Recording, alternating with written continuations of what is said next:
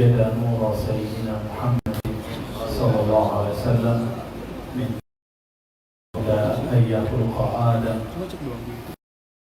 والحمد لله الذي نورنا به حبيبه سيدنا محمد نور الأنوار. والحمد لله الذي جعلنا من أمة من ولد في ربيع الأنور سيدنا محمد. أشهد أن لا إله إلا الله وحده لا شريك له، وأشهد أن محمدا عبده ورسوله.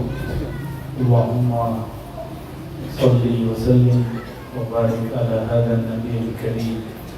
اللهم صل على سيدنا محمد كريم الآباء والأمهات وعلى آله وصحبه وسلم.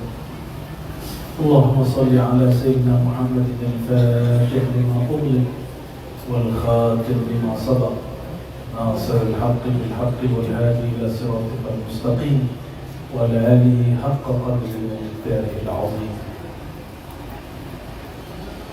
Bersyukur kepada Allah, berkat nurnya kita hadir malam ini. Jika tiada nur itu masuk ke dalam kolbu, tiadalah kolbu ini terpanggil untuk berkumpul. Saya lihat ada yang jauh tadi, ada yang dari Lasem, dari Kudus, dari Semarang, dari Jogja. Semoga Allah berkahi kedatangan mereka. Dan yakin dan keluarga, mertia, para santri yang khidmat, semoga Allah dan kita semua diistiqomahkan sampai mati. Amin. Siapakah tentara akhir zaman itu? Tentara akhir zaman itu man qala rabbunallah tsumma istaqamu.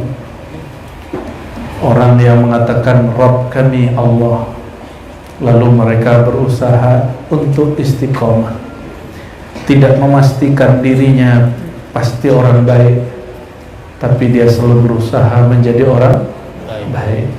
Karena dia tidak pasti tentang dirinya, bagaimana mungkin dia memastikan orang jahat itu mati jahat? Bagaimana mungkin dia menuduh pemaksiat mati maksiat? Oleh karena itu, ciri-ciri tentara akhir zaman itu, ini yang disebut oleh Sayyidina Nabi SAW, ruhama ubainahum. Ruhama ubainahum itu pecahan dari nama Rasulullah SAW, rahmatan lil alamin. Maka mereka itu menebar kasih sayang sesama mereka. Yang dijamin tidak berdosa itu cuma para nabi, para rasul. Selain nabi berdosa gak? Namun para nabi merasa berdosa meskipun mereka tidak punya dosa. Dan sebaliknya ciri-ciri musuh-musuh Allah sampai nanti akhir zaman, bahkan mulai ini, merasa dirinya tidak berdosa, memastikan dirinya kelompoknya paling benar. Ya.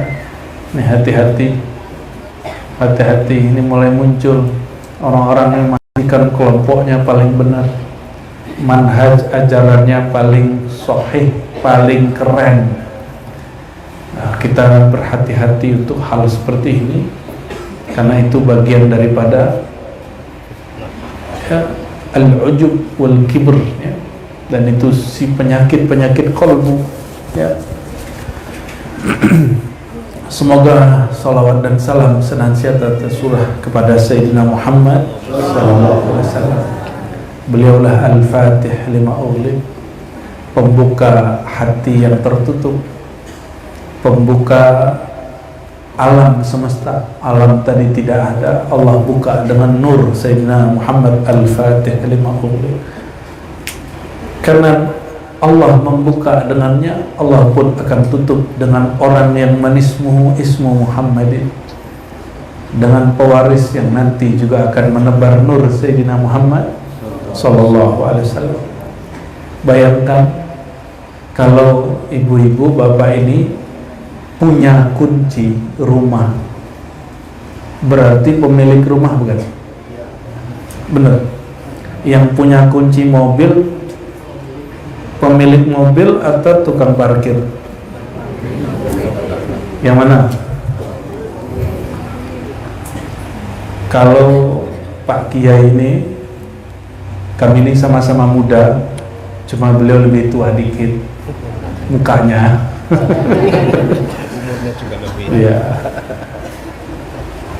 Kalau beliau ini punya kunci mobil, kunci rumah, berarti yang punya rumah siapa? Apa kata Sayyidina Muhammad SAW?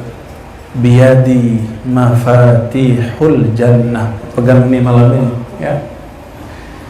Biyadi, di tangankulah kepemilikan hak akses masuk sorga, kunci sorga. Bukan hanya miftah, Kiai. Mafatih. Apa arti mafatih? Kunci-kunci. Kenapa?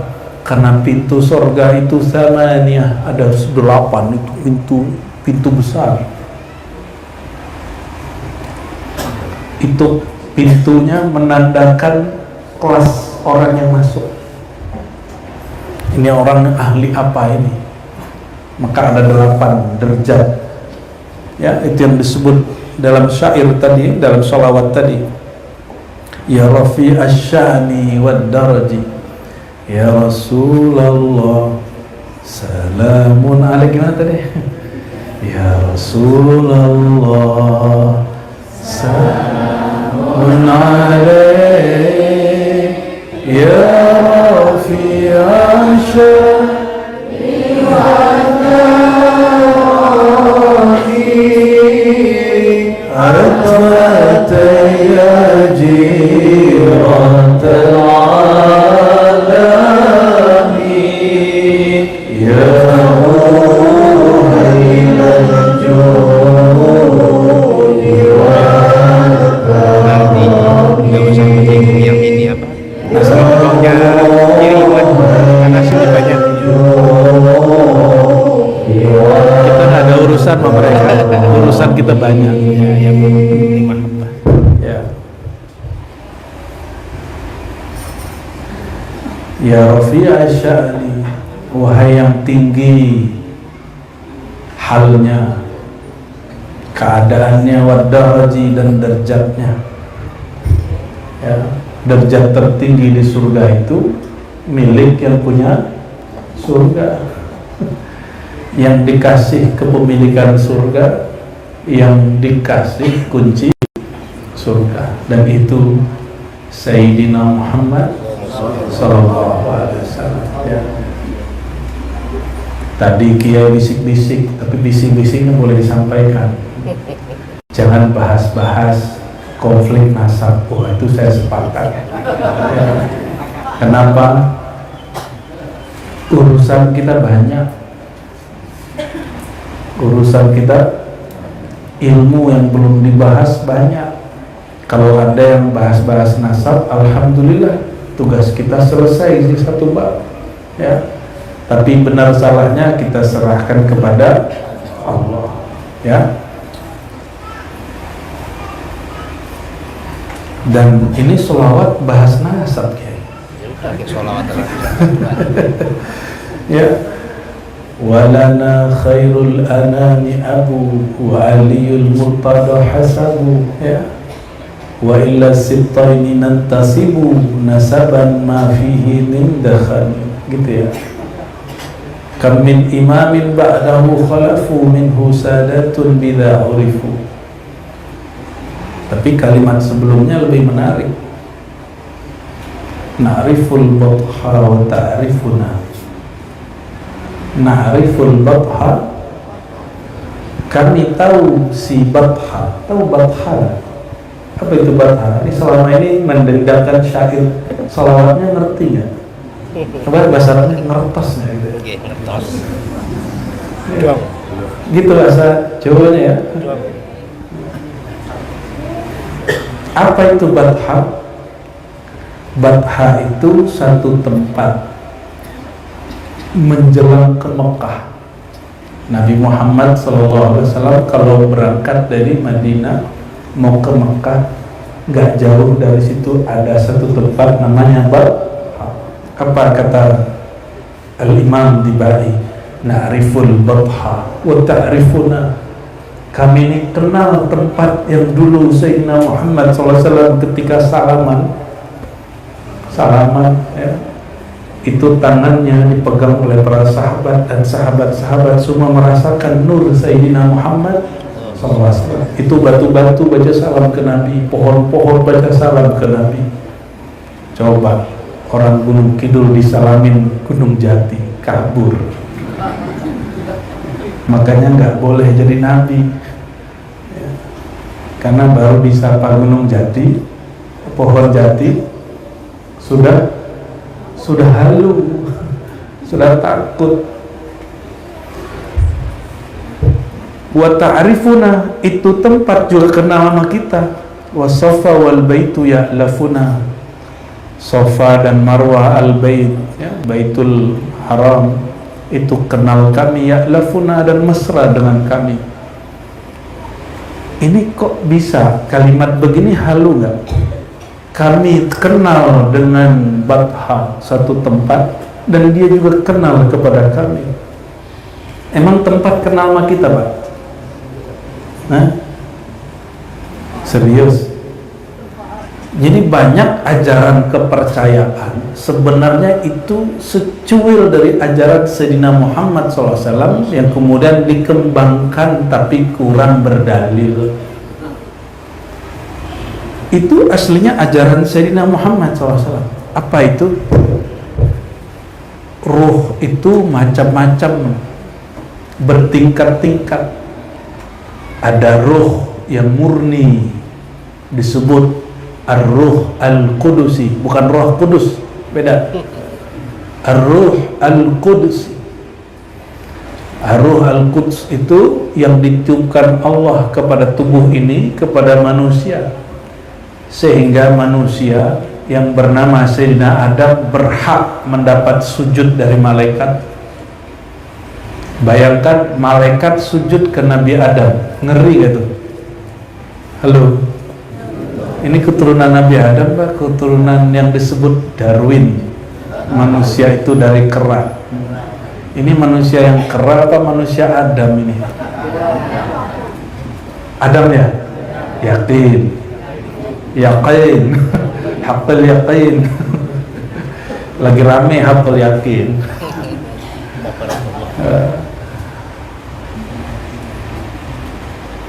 Sayyidina Adam tubuhnya dari tanah, bukan dari cahaya seperti malaikat, tapi sang cahaya-cahaya ini disuruh sujud kepada yang tercipta tubuhnya dari tanah. Oh, ternyata sujudnya bukan karena dia tanah, tapi nafakhtu fihi min ruhi, aku hembuskan kepada si tanah itu apa? Rohku. Ayo, rohku itu apa?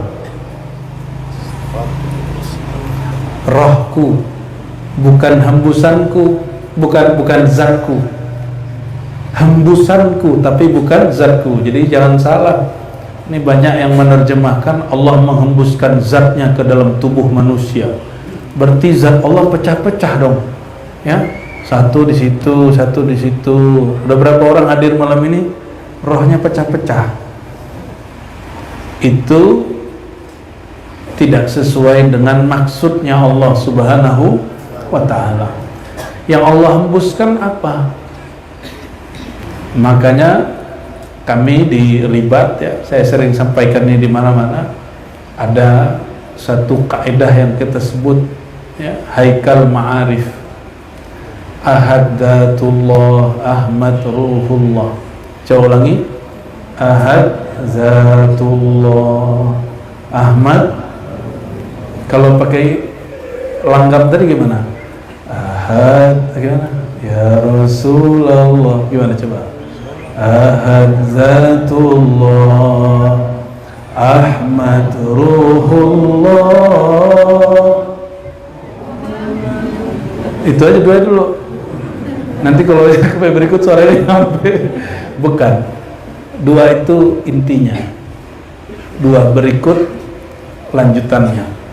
Ahad zatullah. Ahad itu zat Allah. Makanya surat Kulhu Al-Ikhlas itu surat yang sangat canggih, pendek tapi padat karena bicara tentang zat Allah. Karena bicara tentang apa? Kulhu huwallahu ahad. Katakanlah hai Muhammad. Jadi yang dapat memahami ini cuma orang yang mengerti di dalam dirinya ada nur Muhammad sallallahu alaihi wasallam. Huwa, dianya adalah Allah, bernama zatnya Ahad. Nama Allah itu banyak, salah satu namanya lalu Hu juga nama Allah. Allah itu juga nama dia. Terus Allahus Samad. As-Samad itu juga nama dia. Apa makna As-Samad? Ada Pak Samad di sini, Pak Somad ada. Namanya ngeri itu. Harusnya dipanggil Abdul Somad, dipanggil Somad atau Somaj. Somad. Allahus Samad. Apa arti As-Samad?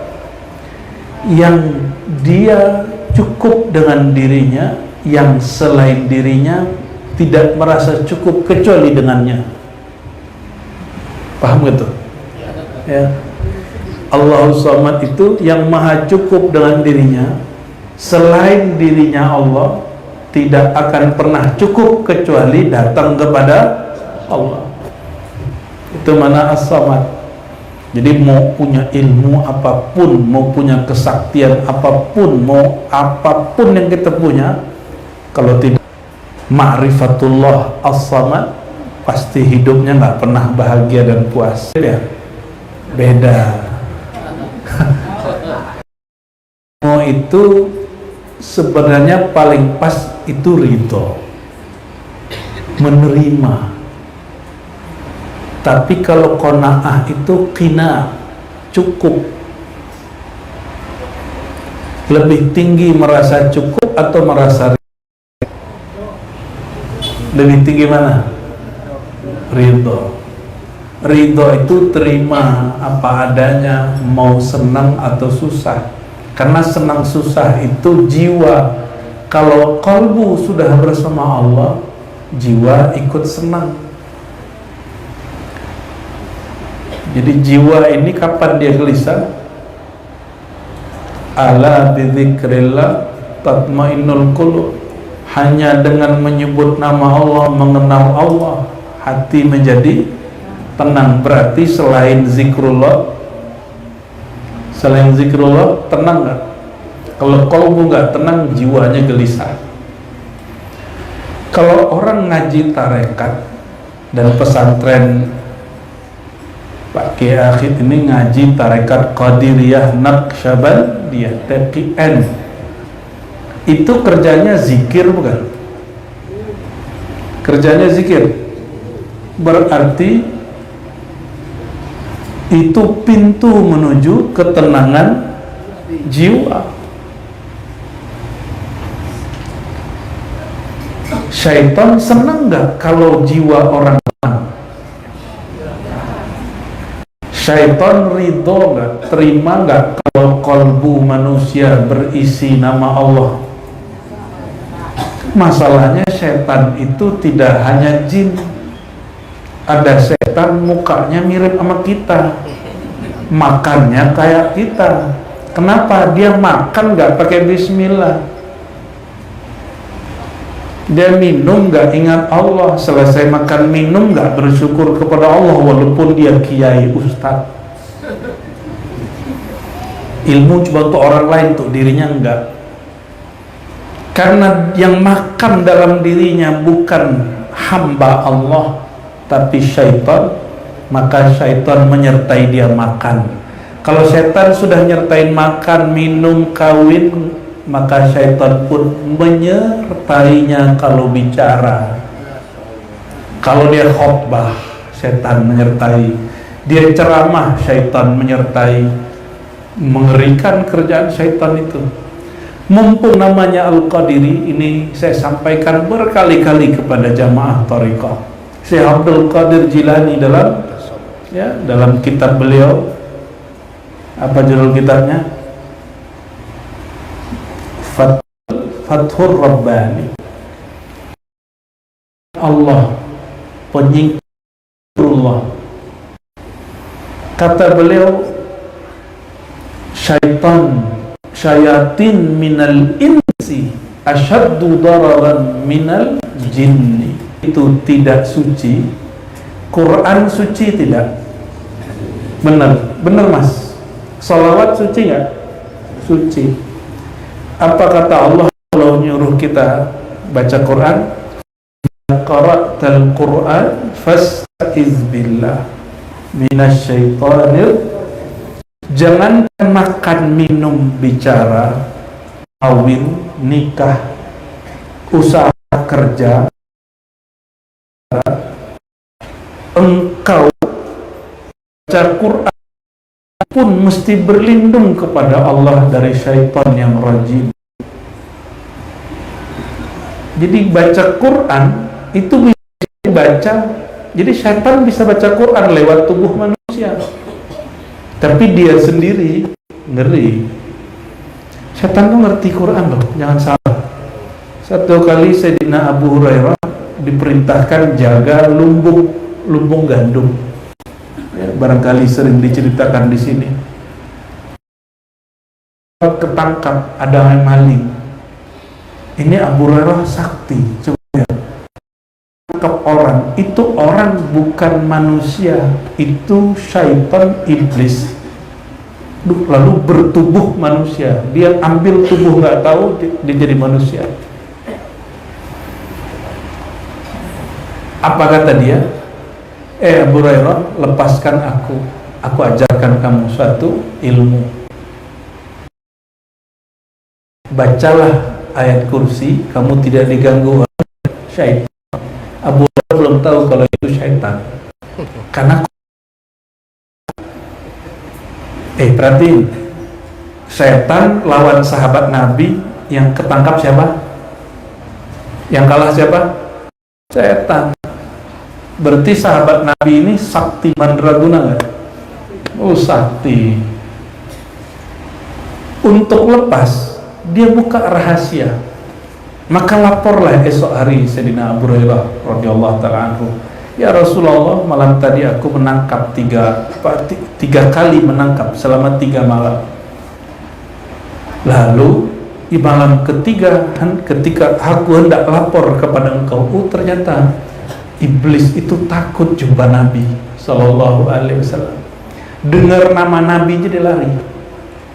Nah ini berarti nih mas-mas ahli salawat ente itu bisa bikin kabur iblis. Kalau setan bisa sembunyi di pembuluh darah, tapi kalau iblis pasti kabur. Pasti kabur. Iblis gak suka nama Sayyidina Muhammad Sallallahu Alaihi Wasallam. Lalu kata Sayyidina Ibrahim, ya Rasulullah, aku lepaskan dia karena dia mengatakan ingin mengajarkan satu rahasia yang ditakuti oleh syaitan. Apa itu? Ayat kursi. Apa jawaban Sayyidina Muhammad SAW? Dia benar, wahuwa kazub. Dia kali ini benar, sadaqa wahuwa kazub. Dia kali ini benar, padahal dia itu kazub. Kazub itu faul, paling pendusta. Jadi ya mubalaghahnya, tidak selalu pembohong itu bohong, benar nggak? Koruptor itu tiap hari korupsi nggak? Enggak. Penyebar fitnah tiap hari nyebar fitnah? Tidak. Ada kalanya dia jujur. Ini kali itu jujur itu syaitan. Asbab Abu Hurairah itu ngaji ke Rasulullah SAW hanya 3,5 tahun, tapi langsung jadi wali kutub. Kenapa? Karena jumpa dengan Sayyidina Muhammad Sallallahu Alaihi Wasallam. Itulah makna tuba liman ra'ani. wa amana bi, beruntung orang yang pandang aku Muhammad Rasulullah, bukan Muhammad bin Abdullah semata.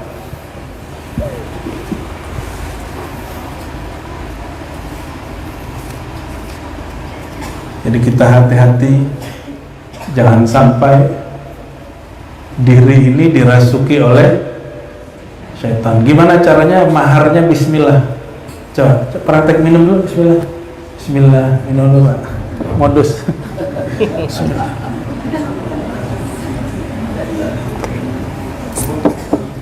Dauh Imam Ghazali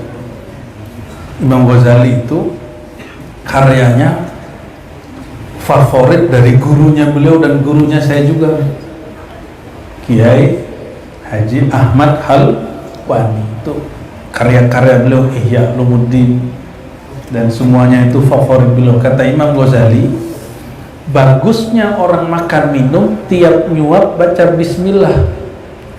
Santri salah paham, tiap makan bismillah, bismillah, bismillah. Bukan itu maksud Imam Ghazali. Maksud Imam Ghazali, tiap engkau menyuap, tiap engkau meneguk air, ingatlah Allah. Ingatlah Allah. Yang mengingat itu lisan apa kalbu? Lisan ngapain? Menyebut. Kalau sekedar menyebut, burung beo bisa. Jadi apa bedanya zikir ahli thariqah dengan zikir tidak berthariqah? Orang berthariqah itu belajar zikir dengan qalbu. Itu qalbu disebut singgasana Allah dalam diri manusia, sedangkan aras singgasana Allah di alam semesta. Maka berkalamlah imam kita terdahulu, ya, ini ijma' ulama ahli marifat, al-alam insanun kabir wal insan alamun saghir. Manusia itu alam kecil, sedangkan alam manusia besar. Jawa ada kabar jagat alit jagat ageng. Jagat alit jagat ageng. Ngeri juga. Itu tarekat Sakariyah itu. Ya, itu memang asli Jawa. Bukan, mana ada asli Jawa. Mana ada asli Jawi, asli Nusantara, nggak ada. Itu asli dari Allah. Iya. Kalau dari Jawa berarti ajaran bumi dong. Samawat. Ajaran langit. Ya. Ilmu itu sumbernya semua dari Allah. Ya. Allah Subhanahu wa ta'ala. Cuma masuk ke bahasa-bahasa lokal sehingga orang mengira itu bagian dari kearifan lokal mereka. Ya, guru saya sampai ngomong gini tentang adat kami di Minangkabau. Kalau Islam nggak datang, Minangkabau sudah Islami. Padahal petata itu muncul setelah Islam masuk. Ajaran-ajaran itu, ya, itu perdebatan. Oke, itu kalau itu ngaji sejarah ya.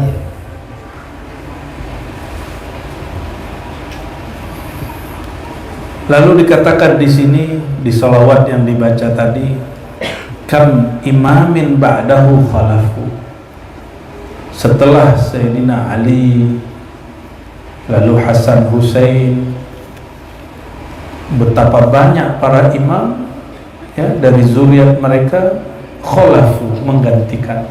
Wa bihadzal wasfi qad wusifu, dan dengan sifat inilah mereka disifatkan min qarmid dahri wa zaman. Lalu disebut sini mislu Zainal Abidin Ali wa ibnihil Bakir khairi wali. Kenapa Ali bin Husain disebut Zainal Abidin? Tahu nggak Mas? Yang sholawat nih, gimana bacanya? Mislu Zainal Abidin itu ya. Kenapa Ali bin Husain bin Ali disebut Zainal? Sehingga menjadi nama favorit di Jawa, betul nggak? Ya, betul. Tapi berubah jadi Mas Zainal, bukan Zainal lagi. Zainal. Zainal ya. Ali bin Husain itu boleh dikatakan satu-satunya zuriat Sayyidina Husain ya, yang dapat direkap dalam sejarah hadis dan ulama-ulama ahli sanad. Saya nggak bahas nasab ya. Sayyidina Ali Zainal Abidin ini kalau keluar rumah itu langsung diserbu tangan dan kakinya untuk diambil berkahnya. Jika beliau sholat di masjid, sholat Jumat, itu khalifah nggak dipandang orang. Orang yang dipandang orang siapa? Imam Ali, belum bergelar Ali bin Husain bin Ali, belum ada gelar Zainal Abidin. Akhirnya gubernur di Irak melarang Ali bin Husain ini sholat Jumat. Inilah zuriat Nabi pertama yang dilarang sholat Jumat. Ada hikmahnya juga. Di zaman itu Bani Umayyah setiap kali khutbah keluarga Sayyidina Ali dan zuriatnya pasti dilaknat. Digantilah dengan kalimat innallaha ya'murukum bil adli wa ihsan. Ada kalimat sebelumnya juga ada kalimatnya. Tuh tadinya enggak laknatullah ala Ali gitu. Dulu kalimatnya apa? Laknatullah terhadap Ali. Jadi yang mempolitisasi mimbar suci itu pertama kali adalah Bani Umayyah. Tapi bukan Sayyidina Muawiyah. Anaknya Yazid bin Muawiyah. Itu anaknya yang paling ngeri. Yazid bin Muawiyah, dia nggak berani melawan Husain, maka dia perintahkan Ibn Ziyad kirim panglima, dialah yang memenggal Sayyidina Husain, pisah kepala dan badannya. Tapi ketika Nabi SAW masih hidup di dalam safar, beliau mengatakan, aku mencium darah segar Husain. Sayyidina Husainnya belum meninggal, tapi sudah tercium oleh Sayyidina Muhammad SAW. Seakan Allah kasih tahu, ini loh akhir salah satu zuriatmu wahai Rasulullah. Coba bayangin Pak, kenapa ada kelompok yang namanya Syiah.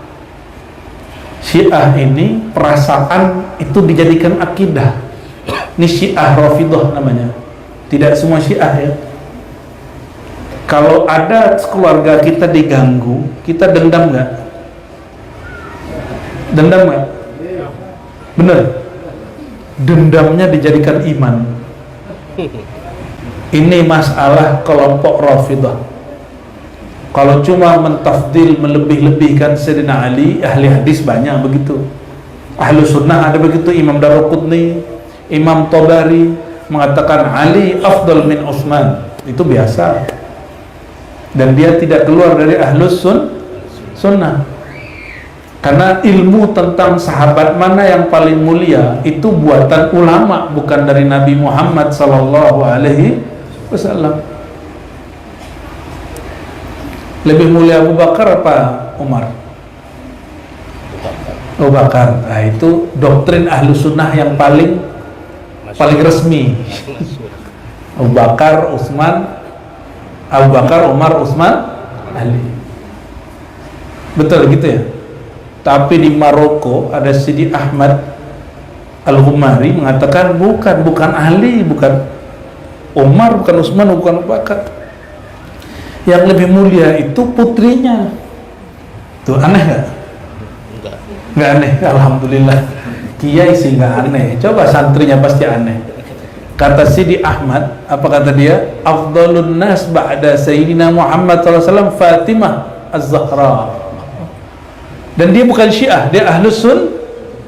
Manusia paling afdal setelah baginda itu Fatimah, Sayyidah Fatimah. Kita jarang dengar ya. Yang kita tahu selama ini kajian setelah Nabi yang paling afdal Abu Bakar, Umar, Utsman, Ali. Tapi di Baghdad sampai abad ke-5 dan ke-6 Hijriah itu orang Baghdad. Tahu Baghdad nggak Bu?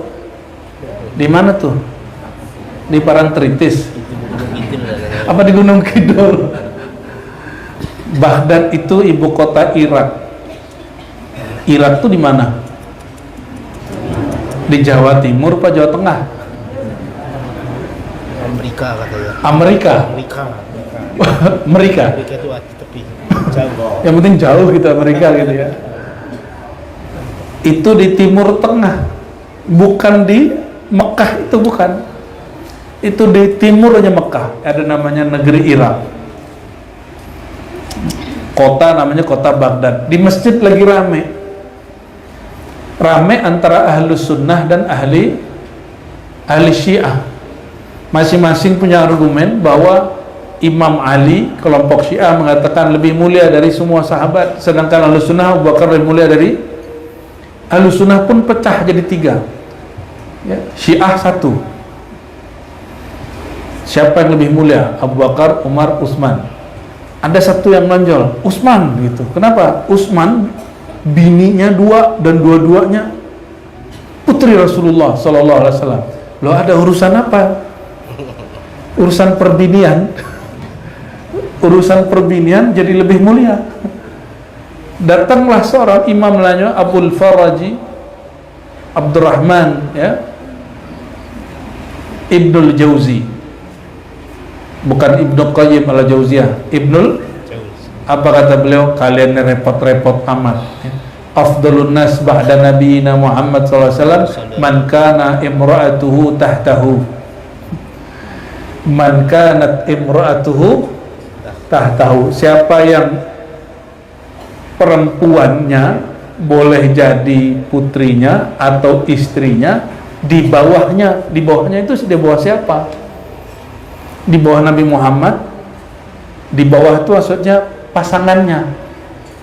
Siapa yang putrinya atau anaknya atau pasangannya, tahtahu, di bawahnya gitu.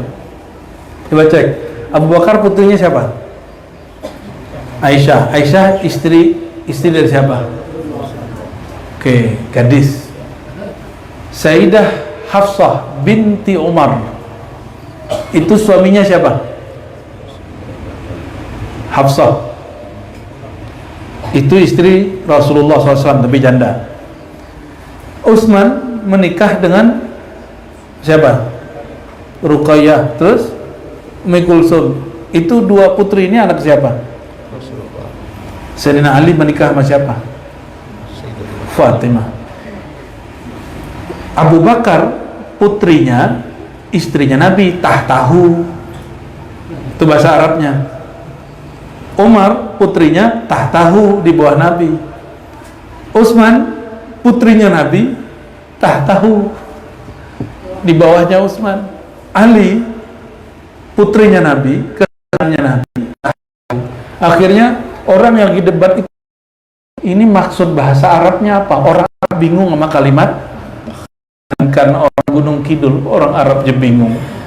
Man kanat imra'atuhu tahtahu. Saya aja 2 hari baru ngerti bacaan itu. Pertama baca 2005, hari saya nggak ngerti, baru ngerti pas belakangan ya. Baik, akhirnya Sayyidina Ali Zainal Abidin, nama awalnya Ali bin Husain, tidak boleh keluar masjid, karena setiap keluar masjid, keluar rumah ya, nggak boleh pergi ke masjid, nggak boleh kemana-mana, karena kalau keluar orang cium tangan, badannya, kakinya semua. Itu kalau Ali bin Husain melamar perempuan gak ada yang nolak. Kalau bapak ini pas kayaknya ada yang nolak ini. Ya. Kalau Sayyidina Ali bin Husain bin Ali, cucu dari Sayyidina Ali, ngelamar, itu nggak perlu ngelamar, orang datang nawarin, wahai cucu baginda, ini putriku, mohon diterima nikahi, gitu, pengen dapat bibit. Tapi beliau sibuk ngapain? Di rumahnya yarka wa yasjud wa yusabbih wa yazkurullaha dzikran katsira, sehingga disebutkan sujud dan rukuknya setiap hari 1000 rakaat. Ada yang bisa sholat 1000 rakaat? Kalau 2222 berarti 500 kali sholat, 500 salat. Ada yang pernah coba?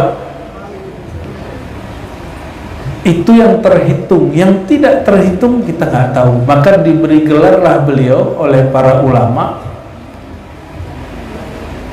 Zainal Abidin. Tapi guru saya bilang itu bukan gelar dari ulama, gelar dari langit. Wallahu a'lam. Ya. Maka yang punya gelar, punya nama Zainal Abidin, punya beban berat itu. Mesti punya sholat 500. Oh, ada caranya. Tahu nggak caranya? Pergi umroh. Sekali sholat sama dengan 100.000 terus balik. Ya. Wabnihi al-Baqir, ya. Lalu anaknya Muhammad al-Baqir sebaik-baik wali, dan setelahnya Ja'far Shadiq, al-Imam As-Shadiq al-Hafali. Kenapa saya sebutkan ini? Karena silsilah tadi saya dengar Kiai nyebut sanad, ya. Kullu sanadin inqata'a illa sanadi. Semua silsilah ilmu, silsilah zikir, silsilah mazhab, tarekat pasti rungkat. Rungkat tuh judul lagu tuh. Ya. Entek-entekan gitu ya. Aku nggak ngerti bahasa Jawa sih ya. Jadi semua nasab sanad silsilah ilmu akan hancur binasa punah kecuali sanadi yang bersanad kepada aku. Maka coba perhatiin semua imam mazhab. Coba imam mazhab ada berapa yang masyhur? 4. Satu siapa? Syafi'i nomor 3. Pertama dulu Abu Hanifah Hanafi, kedua Maliki, ketiga baru Syafi'i, yang terakhir Hanbali itu Ahmad bin Hanbal. Abu Hanifah itu orang cerdas, siapapun debat sama dia kalah. Itu Abu Hanifah mengatakan, kalau aku tidak jumpa dengan ahlul bait bernama Ja'far Shadiq, tentulah aku binasa.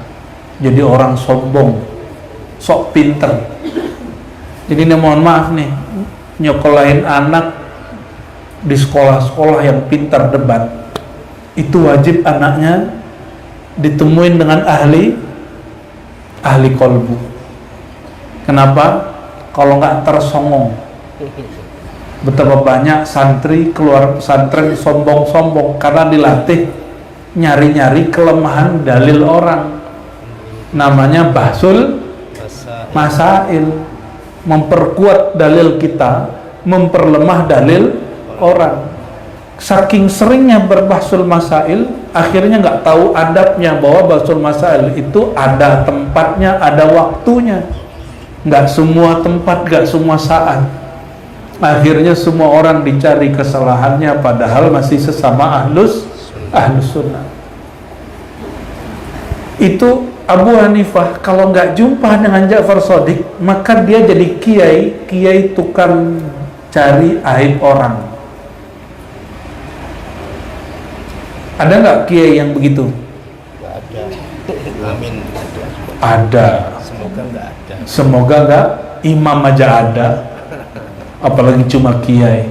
Abu Hanifah punya kawan namanya Hamad bin Salamah. Hamad, ya, bukan Hamad bin Salamah kalau yang ini, ya. Ya, dia punya kawan Hamad, udah lama nggak jumpa. Ini kiai. Hamad ini diadu domba oleh murid Abu Hanifah. Kata murid Abu Hanifah, "Oi Hamad, Abu Hanifah sudah berfatwa dengan fatwa yang aneh." Jadi yang adu domba kiai siapa? Santri. Kalau kiainya bukan ahlullah, maka diadu domba mau. Pernah ngeliat kiai debatnya? Sesama kiai cari kesalahan? Di YouTube lagi rame.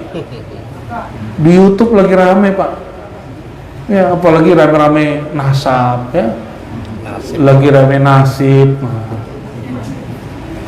Beda nasib, dia terkenal, yang ini nggak terkenal gitu.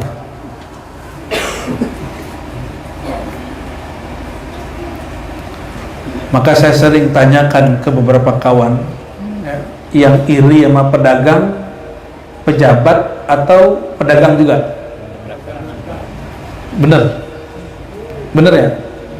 Yang iri sama wakil rakyat, anggota DPRD, itu anggota DPRD atau anggota pemain sepak bola? Ya. Yang iri sama politisi. Yang iri sama kiai siapa? Kiai. Ngeri nggak? Mengerikan. Ya. Kalau dulu kiai itu kata orang wali, tapi wali kan ada dua, wali setan, ada wali Allah. Dari dulu ya.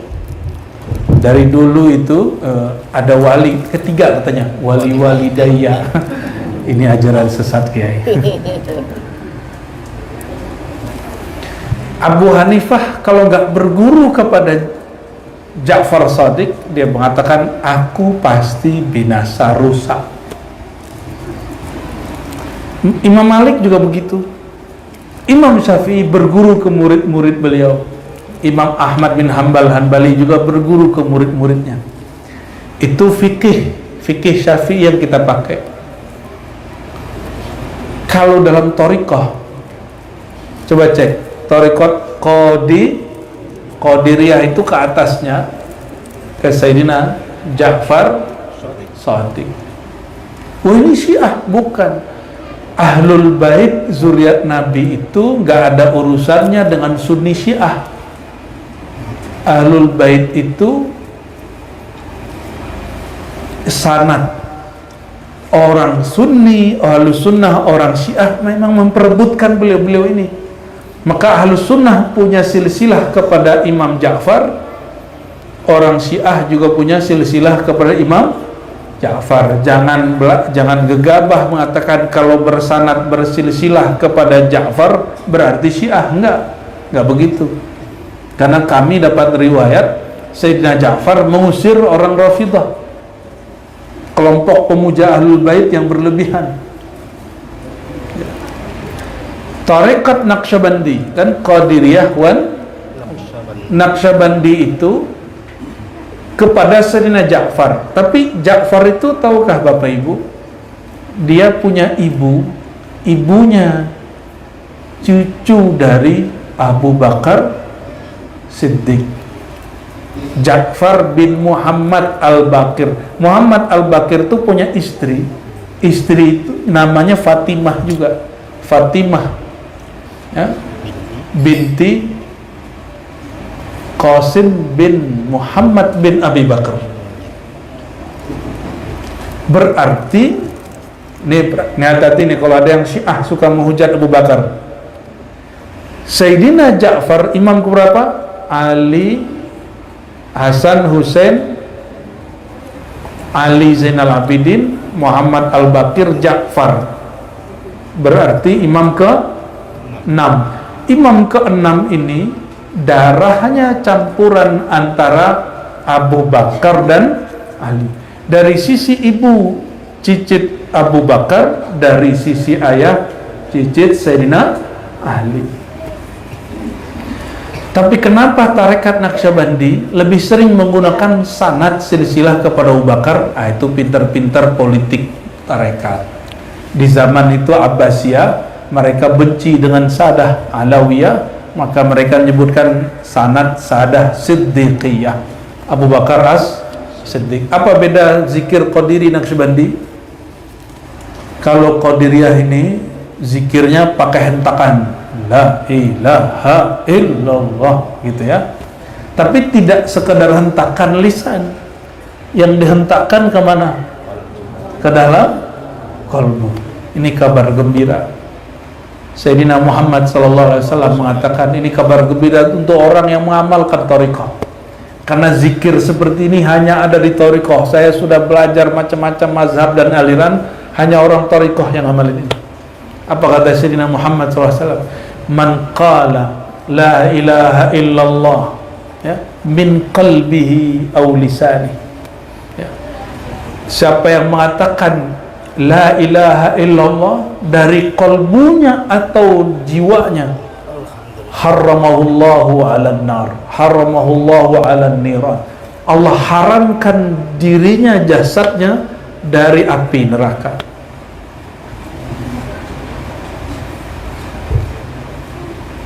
Yang membaca zikir la ilaha illallah dengan kalbu siapa?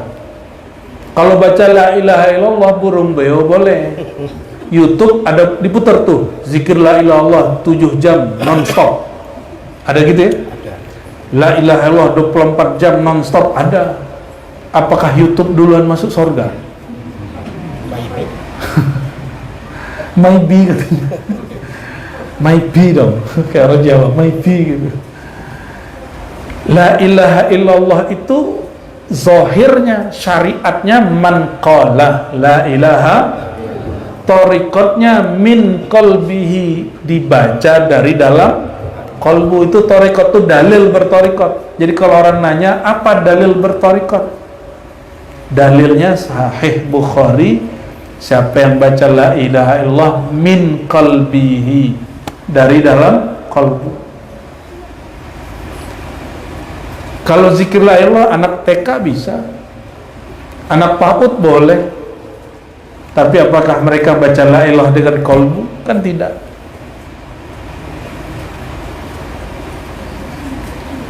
Kalau orang talqin zikir, dia diajar mulai dari lisan, dibawakan ke badan, dibawakan ke pikiran, lalu dihunjam ke dalam. Makanya dari pusar ke ubun-ubun ke bahu kanan gitu caranya itu sebenarnya cara mengkondisikan diri. Dalam ilmu psikologi dan kedokteran disebut conditioning, mengkondisikan diri supaya siap menyebut nama Allah. Begitu nggak zikir di sini? Ya. La ilaha illallah. Bukan gerak kepala yang penting. Yang penting gerak kalbunya. Oh, Nabi nggak pernah zikir dari pusar ke ubun-ubun ke bahu kanan. Nabi nggak perlu begitu, karena Nabi sudah bersama Allah. Jadi kapan ini Bapak Ibu nggak perlu pakai mejam mata, ditarik napas, dibaca dari titik di bawah pusar gitu ya, dibawa ke ubun-ubun ke bahu kanan. Kapan itu nggak perlu? Kalau sudah bersama yang punya nama. Udah begitu belum? Belum toh? Belum, karena belum, cobainlah. Coba. Ya. Coba aja. Oh, jangan dicoba nanti melanggar wilayah saya. Melanggar wilayahnya Mbah Ahmad Halwani gitu. Nah, itu nanti latihan saja zikir di sini ya. Jadi ada caranya nanti itu. Itu nggak boleh diobral. Mesti betul-betul muridnya minta. Kami dengan hati paling dalam minta gitu, baru dikasih. Mesti kalbunya siap. Kalau nggak mikir-mikir, lo kok zikir kepalanya gini. Coba tanya sama orang yang zikir begitu, dia nggak sadar kepalanya ngangguk-ngangguk la ilaha illallah gitu, nggak sadar loh. Coba Bapak Ibu dari tadi ngangguk-ngangguk, sadar nggak? Sadar nggak? Bid'ah lo itu. Bid'ah lo itu Bapak Ibu. Ketika saya nggak begitu kan, padahal kita nggak nyuruh juga begitu. Kita cuma bilang tidak, tapi dia langsung. Kalau orang India, iya itu begini. Ya. Jadi gerak kepala itu jangan memecahkan fokus. Yang paling inti itu kalbunya yang paling inti. Yang saya terima dari guru saya, Syekh Maulana Muhammad Nuruddin, dia nggak pakai begini, dia dari ke atas ke bawah, begini. La ilaha illallah, la ilaha illallah, la ilaha. Matanya dipejam dan menghunjamnya sama ke dalam kolbu. Lalu kami berguru ke Buya Hasan Basri, bukan lagi dari pusar ke ubun-ubun, ada lagi titik yang lain. Itu cuma cara ini boleh nggak dipakai kalau kolbunya sudah on. Kalau kolbunya sudah bersama Allah nggak ada masalah. Makanya Sayyidina Abu Bakar Shibli, teman Al-Hallaj itu ya Syekh Siti Jenarnya orang Jawa. Di Arab namanya Hallaj. Tahu Syekh Siti Jenar? Itu kok pakai Siti, perempuan ya? Sayyidi. Jadi Syekh Siti Jenar ini punya kawan namanya Shibli. Siapa namanya? Shibli ini punya murid nyinyir, baru dapat hadis, laqinu mautakum la ilaha illallah, talqinkan orang yang sedang sakarat la ilaha illallah. Dia lihat gurunya sedang sakarat, begini. Orang sekarat ini kan macam-macam, ada yang matanya melalak, ada yang badan begini, ada yang dadanya begini, macam-macam. Datang muridnya nggak mengerti makom gurunya. Dia panggil, ya Syekh, ya Abu Bakar, kul la ilaha illallah, la ilaha illallah. Gurunya bilang, ente diam, skut. Muridnya bingung, ini kok guru melawan sunnah ini ya, guru mulai bid'ah ini. Tapi dijawab oleh Tuan Syekh Abu Bakar Shibli, uskut, diam. Aku sedang asik dengan yang engkau sebut namanya. Aku sedang asik dengan yang engkau sebut namanya. Jangan diganggu. Orang seperti ini tidak perlu ditalkin. Semoga kita sebagian kita diberi hak seperti itu. Amin ya Rabbal. Gimana caranya? Sebelum tidur zikrullah. Sebelum tidur pakai zikir apa sebelum tidur? Awalnya zikir lisan masuk ke dalam hati, tidurlah pakai hati. Nanti dikasih satu makom, matanya tidur, hatinya bangun. Kayak siapa? Kayak jomblo-jomblo sedang kangen ya. Bayangkan jomblo rindu, itu bisa begitu. Apalagi orang yang merindukan Allah Subhanahu wa ta'ala. Maaf ya jomblo-jomblo ya. Ini yang disebut oleh Allah Ta'ala hadis qudsi, ana ma'ahu idza dzakarani.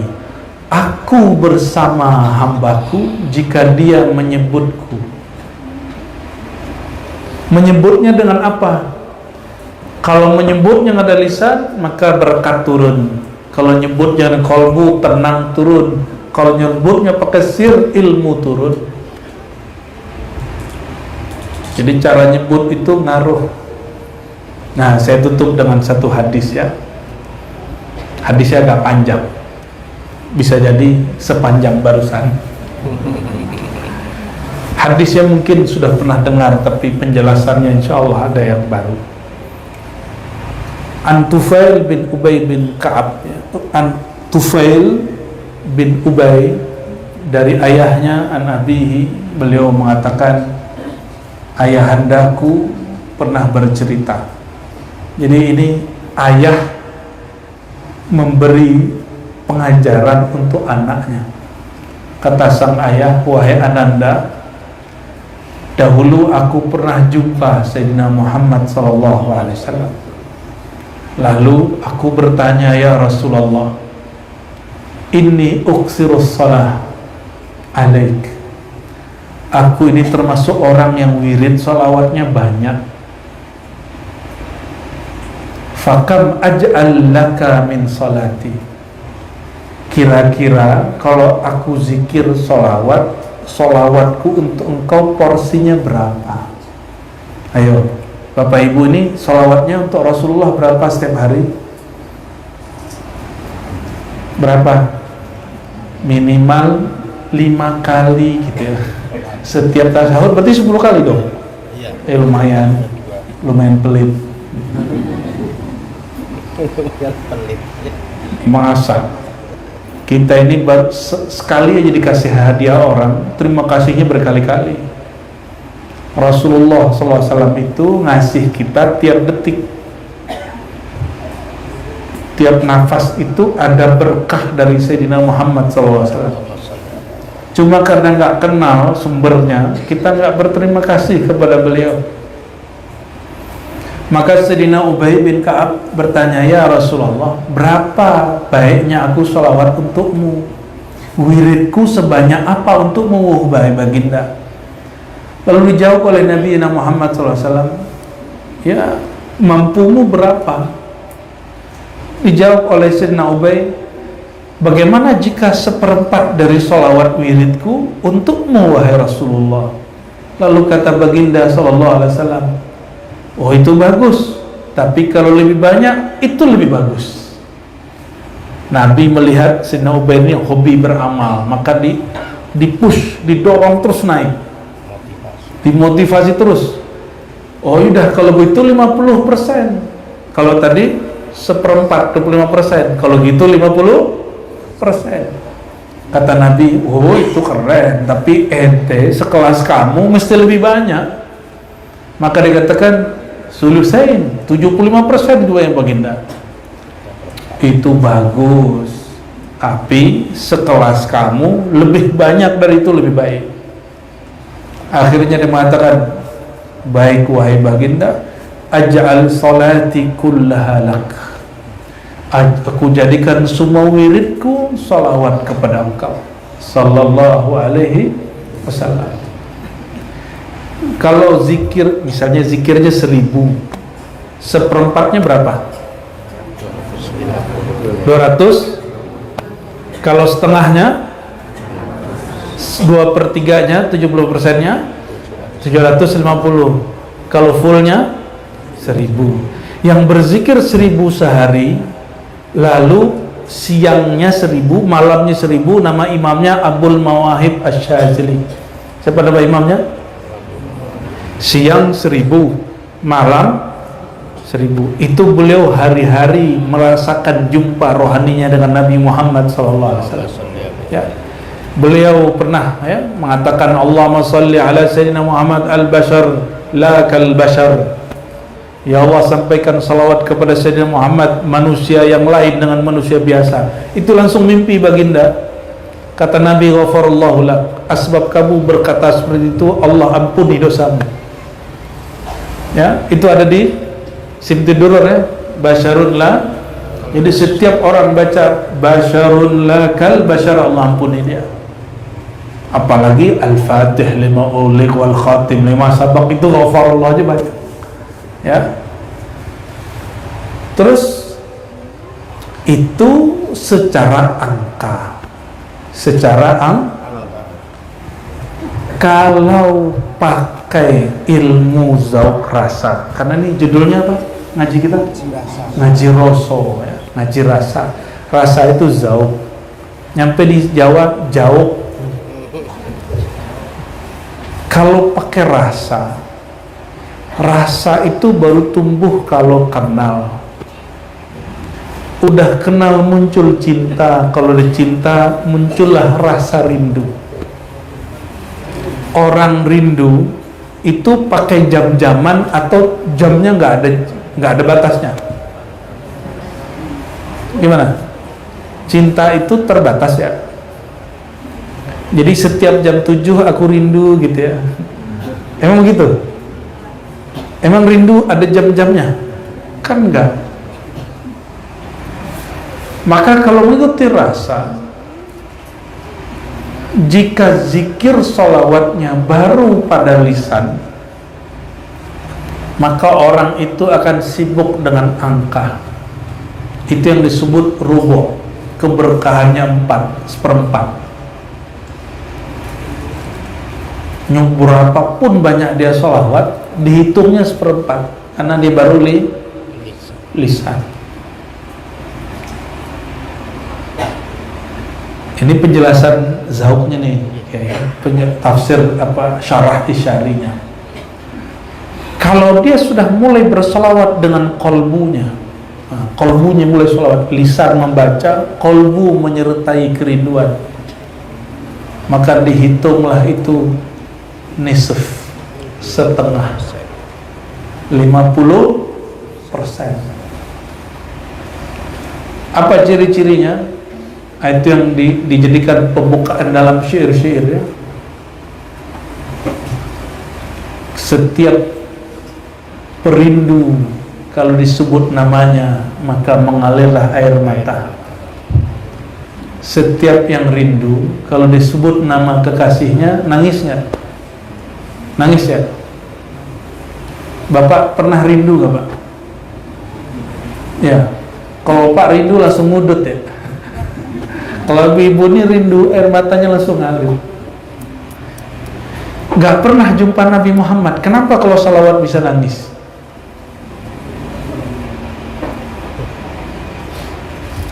Kenapa? Gila. Orang gila ya. Tubuh ini gak pernah jumpa Nabi Muhammad. Tapi kalau roh kita pernah jumpa gak? Pernah. Roh pernah jumpa gak? Maka mengingat Rasulullah jangan dengan otak ini. Mengingat Rasulullah pakai kolbu, pasti langsung. Karena kolbu itu tempat menyimpannya rasa rindu. Roh kita yang dulu itu ditiupkan ke tubuh ini, roh itu dulu pernah jumpa dengan Sayyidina Muhammad SAW. Maka jika disebut namanya, bergetar kolbunya.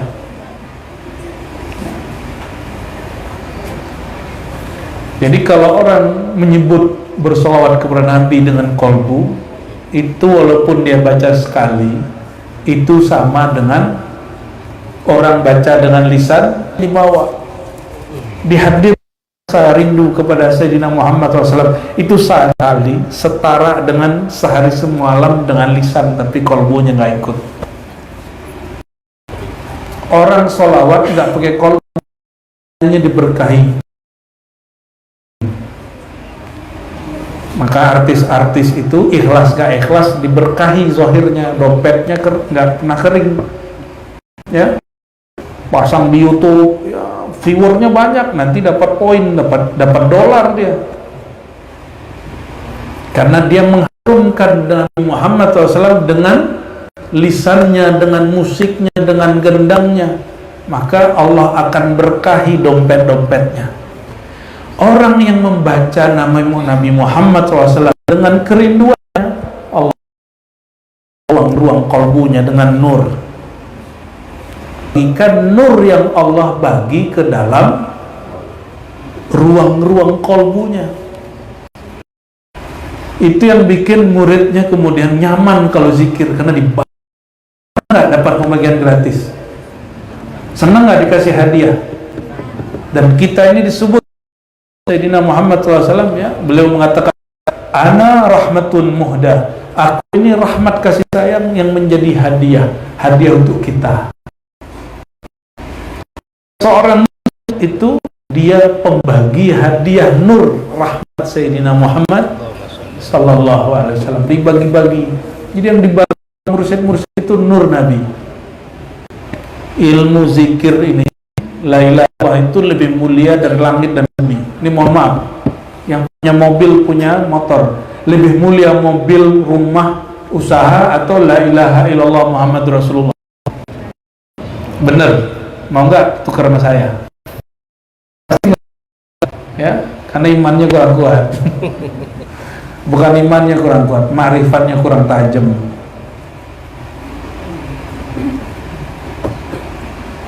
Ibu-ibu ini kan nggak mau kan kalau nikah maharnya sholawat. Nabi Adam nikah maharnya sholawat. Nggak mau kan? Maunya apa? Rupiah. Ya, seperangkat alat sholat dan kunci rumah gitu ya. Gitu ya. Kuncinya doang. Kuncinya doang.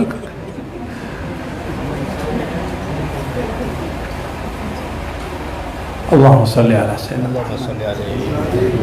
Jadi kalau salawat dengan kolbu, dompet kolbu yang penuh, dompet yang di luar gimana? Masa kosong. Orang nggak ikhlas aja dipenuhin, masa yang pakai kolbu kismin miskin?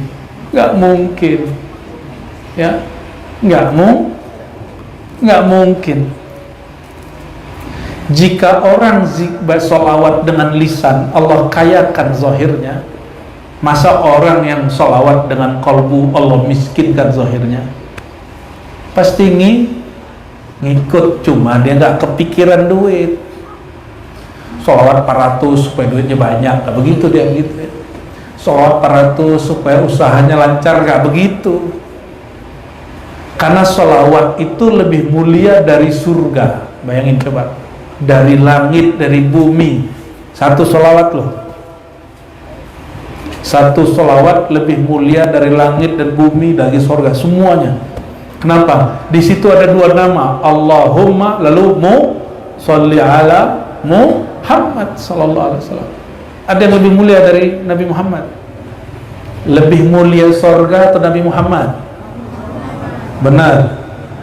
Kira-kira nih, pilih bersama berjuang dengan Nabi Muhammad atau masuk surga? Serius. Baru berjuang dengan pewaris Nabi Muhammadnya udah gak kuat, ya. Gimana nanti berjuang dengan Nabi Muhammad? Nabi itu diuji lebih berat dari kiai, karena asyadun nas balaan al-anbiya. Yang paling berat diuji itu Nabi. Kiai itu cuma berapa paling. Nabi dituduh gila, saya pastikan nih kiai bakal dituduh gila. Kiai dituduh dukun, kahinun, pasti nih. Saya nggak tahu nih, saya kan bukan orang Gunung Kidul. Tapi kalau rada-rada nih kayaknya tulis tarekat gitu, pesantren Al-Qadiri, bakal dituduh pasti dukun. Karena kiai, dia bukan dukun, cuma orang datang kalau sakit minta doa sembuh. Terus apa kata orang? Duduk. Ya, memang kiai itu serba bisa sih, karena Allah membisakan dianya nggak bisa apa-apa. Ntar dituduh lagi sahirun, udah kali kiai. Jadi ada dukun nyerang tapi tumbang, kata si dukun, itu penyihir hebat. Udah belum? Udah ya? Jangan-jangan udah. Lo gimana enggak? La ilaha illallahu hisni. La ilaha illallah itu siapapun serang pasti gak tembus. Siapapun berlindung dengan la ilaha illallah pasti diamankan oleh Allah, walaupun dia nggak sholat. Nih berarti ini, walaupun dia nggak sholat. Maka jangan heran ada dukun, ada anak-anak muda preman itu terparung di pasar, badannya nggak apa-apa. Kita tanya, loh kamu kenapa badannya aman, yang lain hancur? Ternyata dia merem zikir la ilaha illallah lalu dipukul orang, tapi badannya nggak apa-apa. Itu bukan satu dua orang, kawan saya begitu. Tapi jangan dicobain Pak ya, ntar dipatok ular. Ya, itu butuh keyakinan kuat, karena di hadisnya mustaiqinan, jangankan api dunia, api neraka aja nggak nyambar dia.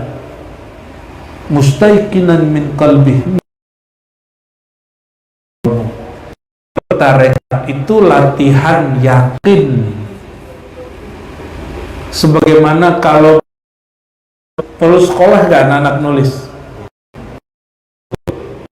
Kalau mau menulis nama Allah di kolbu, perlu sekolah nggak?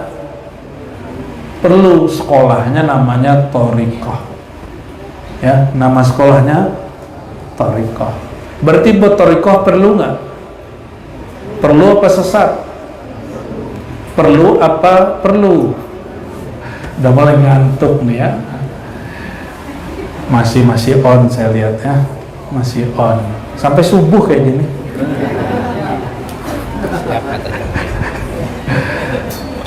Terus di hadis itu dikatakan seperti 2/3. Habis itu terakhir baru, kalau begitu wahai baginda, aku salawat semuanya untukmu. Kalau sepertiga itu pakai yang disebut sir. Sir itu rahasia. Kolbu itu sudah rahasia. Kolbu ini dalamnya ada rahasia lagi disebut sir. Di situ Allah menurunkan ilham, menurunkan ilmu makrifat. Jadi makrifat itu nggak turun ke otak, turunnya ke dalam kolbu. Kalau ke otak bisa amnesia, bisa lupa. Kalau tidur hilang ilmunya. Tapi kalau masuk ke kolbu, setan takut walaupun dia sedang tidur. Karena kolbu tidak pernah yang tidur ini tidur. Maka orang kalau ilmunya cuma analisa, cuma hafalan, baca kitab nih, tapi hafalan kitab lalu analisa kitab, siap-siap Anda nanti kalau pikun ilmunya hilang. Tapi kalau ilmunya turun ke kolbu, maka Nabi SAW mengatakan ciri-ciri khawarij, kelompok musuh Allah di akhir zaman, hafal Quran, sholatnya bagus secara zahir, tapi Qurannya, sholatnya nggak tembus sampai ke, jangankan kolbu, kerongkongan pun nggak tembus. Itu dalil wajib belajar kolbu kalau nggak mau menjadi musuh Allah di akhir zaman. Kelompok khawarij itu, ini ciri-cirinya, perhatikan. Tahqiru sholatuhum bisolatihim, meremehkan sholat kamu dibandingkan sholat mereka. Ini mohon maaf, saya sudah sering dengar orang meremehkan sholat orang thariqah. Apa itu sholatnya bid'ah gitu, apa tuh zikir geleng-geleng kepala, ngeremehin. Itu ciri-ciri khawarij, hati-hati. Kelompok khawarij itu yang ruku minal millah kama yang ruku sahmu, ya, keluar dari millah seperti keluarnya panah dari busurnya, ya, mengerikan, cepat keluarnya. Kabar buruknya di Indonesia hari ini mulai banyak, ya, walaupun kita pengajian ini rame, tapi orang begitu mulai rame, ya. Tadi saya nanya di awal, kira-kira setan seneng nggak kalau orang kenal Allah? Seneng nggak? Kira-kira setan seneng nggak kalau orang zikir la ilaha illallah Muhammad Rasulullah? Seneng nggak? Terus kalau ada yang nggak seneng, tapi dia bukan jin, gimana dong? Jangan-jangan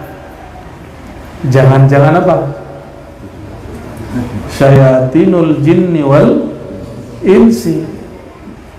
Kalau itu terjadi, cukup kita bertawus, jangan tuduh ente setan, jangan gitu. Ya, cukup bertawus, kita auzubillah minasyaitonir rajim. Dan ditutup hadisnya kata Nabi SAW ketika Ubay mengatakan, kalau begitu wahai baginda, aja'al sholati kullaha lak, aku jadikan semua wiridku semuanya bersolawat untukmu. Apa jawaban Nabi SAW? Karena Sayyidina Ubay sudah sampai maksudnya, maka Nabi beri manfaatnya. Jangan dibalik, ini banyak ustadz membalik.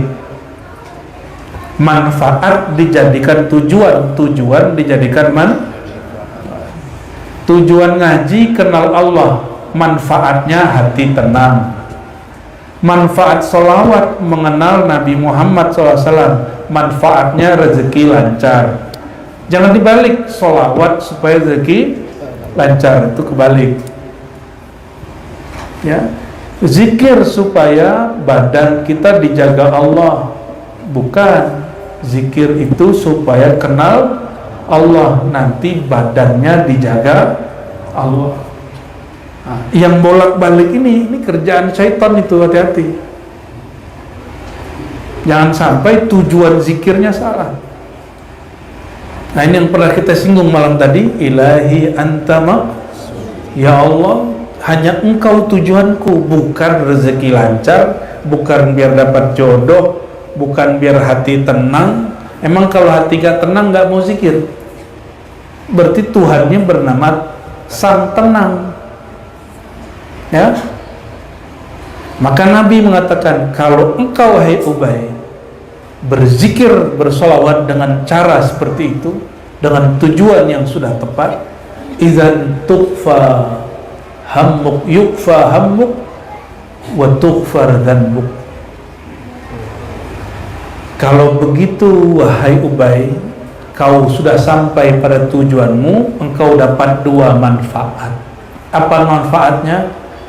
Dicukupkan semua keinginanmu, diampuni dosa-dosamu. Ini faedah sholawat. Apa faedah sholawat? Ini bukan tujuan sholawat ya.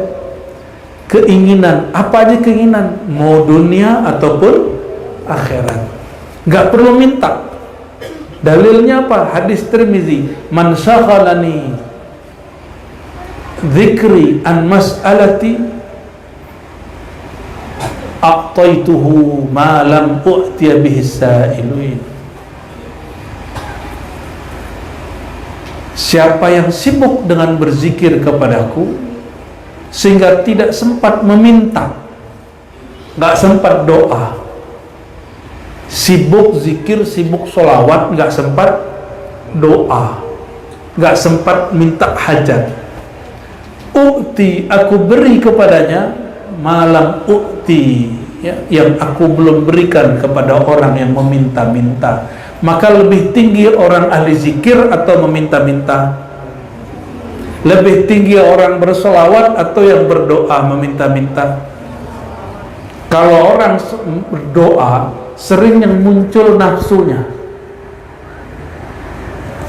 Maka Nabi mengatakan doa paling tinggi bukan engkau menyebutkan hajat. Doa tertinggi ketika engkau bersyukur, alhamdulillah, afdalud doa, alhamdulillah. Berarti doa paling tinggi bukan nyebutin hajat, tapi mengenal Allah tempat meminta hajat. Coba dibalik ya. Sekarang itu banyak orang menyebutkan hajatnya, tapi dia bingung mintanya ke siapa. Orang doa, dia doa, tapi siapa yang diminta bingung. Nah, jangan sampai begitu. Maka wajib belajar ma'rifatullah ya. Nah, berdasarkan ini ya, Bapak Ibu, saudara-saudariku, semoga tujuan kita bersolawat, berzikir tambah jelas, yaitu mengenal Allah, mendekatkan diri kepada Allah, mendapat syafaat Rasulullah. Adapun manfaat dunia akhirat ya, sembuh sehat, kerja lancar, rezeki banyak, itu hanyalah bunga bonus. Seandainya bonusnya diundur, zikirnya diundur nggak?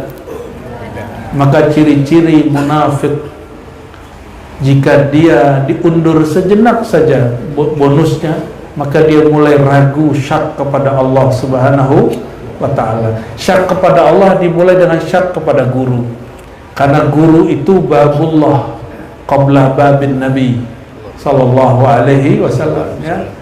Orang fana pada gurunya, itu awal dia fana pada Nabi. Orang fana pada Nabi, barulah dia kenal kepada Allah Subhanahu wa ta'ala. Barangkali itu, ini lumayan panjang ini. Doa kita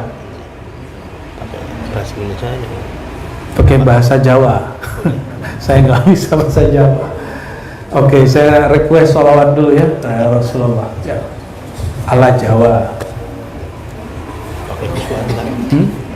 Boleh pakai gendang, boleh, biar tambah bid'ah. Ya, innallaha malaikatahu yusholluna 'alan nabi ya ayyuhalladzina amanu shallu 'alaihi wa sallimu taslima. Allahumma shalli wa sallim wa barik.